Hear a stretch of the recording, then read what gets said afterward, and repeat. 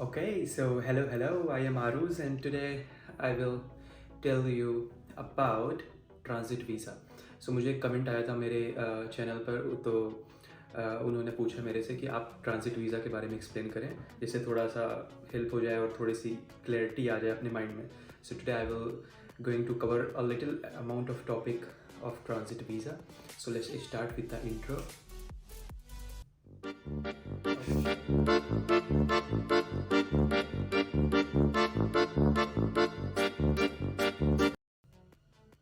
Okay, so first of all transit visa क्या होता है. ट्रांजिट वीज़ा बेसिकली ये होता है कि आप किसी भी कंट्री में हैं तो आपकी फ़्लाइट की लेओवर किसी भी और कंट्री में, सपोज़ आप इंडिया से यूके जा रहे हैं तो फिर आपका लेओवर बीच में पेरिस में है या फिर आपका लेओवर बीच में अबू धाबी में है या फिर आपका लेओवर बीच में कहीं भी होता है. तो फिर वो जो लेओवर होता है तो उसके लिए काफ़ी एयरपोर्ट्स, काफ़ी कंट्रीज़ चाहती हैं कि आप ट्रांजिट वीज़ा बाई करें. उसके बाद जो है आप उनके एयरपोर्ट पे उतर सकते हैं और उनके एयरपोर्ट पर थोड़ा सा वेट कर सकते हैं. तो मैं जल्दी जल्दी से सारे टॉपिक्स कवर करूँगी जिससे आप बोर ना हो और वीडियो काफ़ी लंबी ना हो. तो होपफुली ट्रांजिट वीज़ा बहुत ज़्यादा बड़ा टॉपिक है, इसको पूरा कवर करना is really really difficult, but I will try my best to cover it. So इसके बाद मैंने वीडियो के लास्ट में काफ़ी कंट्रीज़ की लिस्ट भी बनाई है. मैंने काफ़ी टाइम इन्वेस्ट करके काफ़ी कंट्रीज़ की लिस्ट बनाई है और उसमें आपको मैंने बताया कि आप अगर इंडिया से ट्रेवल कर रहे हैं उस कंट्री के थ्रू तो फिर आपको ट्रांजिट वीज़ा चाहिए या नहीं चाहिए. बेसिकली मैंने यूके में जो भी कंट्रीज़ टारगेट होती हैं, आई मीन यूके में जो भी कंट्रीज़ का लेवर होता है यूके में आने के लिए, उसके लिए मैंने सारी चीज़ें, सारी कंट्री की लिस्ट बनाकर उसका सब कुछ एक्सप्लेन कर रखा है. तो ट्रांजिट वीज़ा आप समझ गए क्या होता है. बेसिकली आप कहीं भी आपका ले ओवर है कोई भी फ़्लाइट का तो फिर वहाँ पर आप रुकते हैं और फ्लाइट अपनी चेंज करते हैं, वेदर इट्स सेम फ्लाइट और डिफरेंट फ्लाइट. सो अगर आप चेंज करते हैं फ़्लाइट, सेम हो या डिफरेंट हो, तो फिर आप जो भी कंट्री में उतरते हैं जहाँ से आपकी दूसरी फ्लाइट पे आपको बैठना होता है तो वो ट्रांजिट वीज़ा होता है, वो ट्रांजिट होता है. और ट्रांजिट वीज़ा किसी किसी कंट्री को चाहिए होता है क्योंकि वो चाहते हैं कि आप वहाँ पर आएँ तो फिर आपके पास एक ट्रांजिट वीज़ा हो. आप चले जाते हैं, बाहर नहीं जाते हैं, it doesn't matter. So after all अगर आपकी जो भी फ़्लाइट है अगर वो आपकी सेम फ़्लाइट सेम पीएनआर है तो बहुत ही कम चांसेस हैं कि आपका ट्रांजिट वीज़ा लगेगा, बहुत ही कम चांसेस हैं. बट कुछ कंट्रीज़ ऐसी होती हैं जिनको इससे कोई मतलब नहीं होता और उन्हें ट्रांजिट वीज़ा चाहिए ही चाहिए होता है. तो लेकिन अगर यहाँ पर एक और कंट्री है यूएसए. सो अब अगर आप अमेरिका में जाते हैं, अगर आप उनकी एयरपोर्ट, उनकी टेरिटरी में कदम भी रखते हैं अपना, तो फिर आपको ट्रांजिट वीज़ा चाहिए ही चाहिए क्योंकि वो ऐसे नहीं अलाउ करते हैं, वो अलाउ ही नहीं करते, उनकी बहुत स्ट्रिक्ट पॉलिसी है. तो आप अगर यूएसए में जा रहे हैं या फिर यूएसए से आपकी ट्रांजिट है कहीं के लिए भी हो या फिर इंडिया से यूएसए देन कनाडा हो तो आपको यूएसए के लिए ट्रांजिट वीज़ा चाहिए होगा. After that so that was the all about transit visa, what transit visa is and all other things. um, so अभी मैं कंट्री की लिस्ट पे आता हूँ, जो भी मैंने सारी लिस्ट बनाए रखी है कंट्री की. और उस लिस्ट के मतलब अगर आप इंडिया से यूके ट्रेवल कर रहे हैं, इंडिया से कनाडा ट्रेवल कर रहे हैं तो कनाडा में तो ऑलमोस्ट बेसिकली यूएसए का ही ट्रांजिट होता है मोस्टली, या फिर डायरेक्ट फ्लाइट होती है. बट यूके आने के लिए कई यूरोपियन कंट्रीज से होकर गुजरना पड़ता है, कई गल्फ कंट्रीज से गुजरना पड़ सकता है. बट अगर आप ब्रिटिश एयरवेज कर रहे हैं तो वो बेसिकली डायरेक्ट ही होती है आपको India to London and London to जहाँ भी आप जाना चाहें. तो coming to the countries, so first country is in my list is Bahrain. So Bahrain जो कंट्री है उसमें ये एक गल्फ़ कंट्री है. अगर आपका कोई भी कंट्री में आप जा रहे हैं तो आपका बहरीन से ट्रांजिट है, जो कि बहुत कॉमन है. यूके अगर आप आ रहे हैं, बेलफास्ट आ रहे हैं या फिर एडिनबरा आ रहे हैं या फिर कहीं भी आ रहे हैं, बर्मिंघम एंड ऑल, तो बहरीन बेसिकली मिल ही जाती है आपको कहीं ना कहीं. तो अगर आप बहरीन में जाना चाहते हैं तो फिर आपको जो है वहाँ पर अगर हाँ, अगर आपको जो है बहरीन की किंगडम में एंट्री करनी है तो फिर आपको वीज़ा चाहिए ही चाहिए, वो तो आपको सबको पता है. बट अगर आप एयरपोर्ट पर ट्रांजिट के प्लेस पे ही बैठे रहना चाहते हैं और दूसरी फ़्लाइट अपनी चाहते हैं तो फिर आपको 7 आवर्स के लिए आपको फ्री मिलेगा. मतलब आप 7 आवर्स में आपको कोई ट्रांजिट लेने की वीज़ा लेने की ज़रूरत नहीं पड़ेगी. आप 7 आवर्स आराम से अपना वहाँ पे बैठ के अपनी फ़्लाइट चेंज कर सकते हैं. बस अगर वो 7 आवर्स एक्सीड होता है तो फिर आपको ट्रांजिट वीज़ा लेना पड़ सकता है। ये मैं आज के डेट के हिसाब से बता रहा हूँ।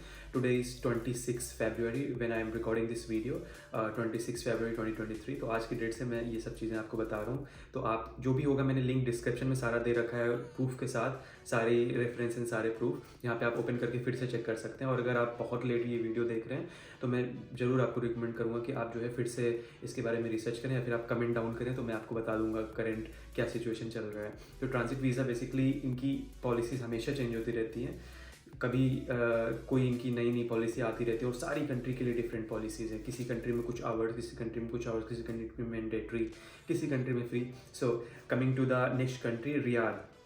सो रियाद बेसिकली एक सऊदी अरेबियन कंट्री है, it's also a gulf country. So आपको अगर रियाद में जा रहे हैं आप, तो फिर आपको ट्रांजिट वीज़ा लेने की ज़रूरत है, जिसकी कॉस्ट बेसिकली आपको पड़ती है, अगर आप 48 आवर्स ही रुक रहे हैं तो फिर आपको $26 पे करना पड़ेगा। अगर आप 96 आवर्स रुक रहे हैं तो फिर आपको $79 पे करना पड़ेगा for Saudi Arabia transit visa. आप अगर रियाद में रुक रहे हैं या फिर दम्माम में रुक रहे हैं तो आपको चाहिए होगा। Coming to the third country which is Muscat, Oman. So अगर आप ओमान में ट्रांजिट कर रहे हैं तो फिर आपको 48 आवर कोई वीज़ा की ज़रूरत नहीं है। आप 48 आवर वहाँ पे ट्रांजिट के लिए आ सकते हैं, बट बाहर नहीं जा सकते किसी भी कंट्री में ऑन ट्रांजिट वीज़ा। आप वहाँ पर आ सकते हैं, आप वहाँ पे बैठ सकते हैं, आप वहाँ पे दूसरी फ़्लाइट ले सकते हैं। 48 आवर्स है आपके पास in Muscat, Oman. Okay, so coming to the next country, famous country Abu Dhabi, Dubai.